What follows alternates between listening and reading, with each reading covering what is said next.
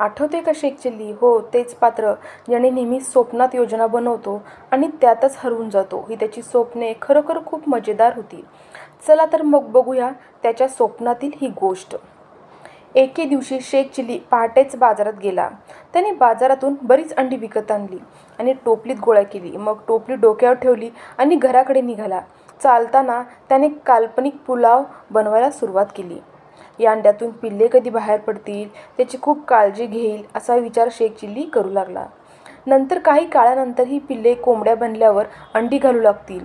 ती अंडी बाजारात चांगल्या किमतीत विकून मी खूप पैसे कमवेन आणि लवकरच श्रीमंत होईन. मला भरपूर पैसे मिळताच मी एक नोकर ठेवीन जो माझी सर्व कामे करेल. यानंतर मी स्वतःसाठी एक मोठे घरही बांधणार आहे. त्या आलिशान घरात सर्व प्रकारच्या सुविधा असतील. त्या आलिशान घरात फक्त जेवणासाठी एक खोली, विश्रांतीसाठी एक खोली आणि बसण्यासाठी एक खोली असेल. जेव्हा माझ्याकडे सर्व प्रकारच्या सुखसोयी असतील तेव्हा मी एका अतिशय सुंदर मुलीशी लग्न करेन. मी माझ्या पत्नीसाठी वेगळी नोकरही ठेवणार आहे. मी माझ्या पत्नीसाठी वेगवेगळी महागडी कपडे आणि दागिने आणीन.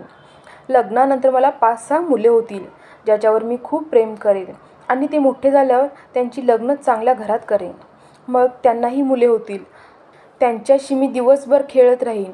या सगळ्या विचारात हरवून शेख चिल्ली चालत असताना अचानक त्याचा पाय वाटेत पडलेल्या एका मोठ्या दगडावर आदळला आणि तो अंड्यांनी भरलेल्या टोपलीसह जोरात खाली पडला.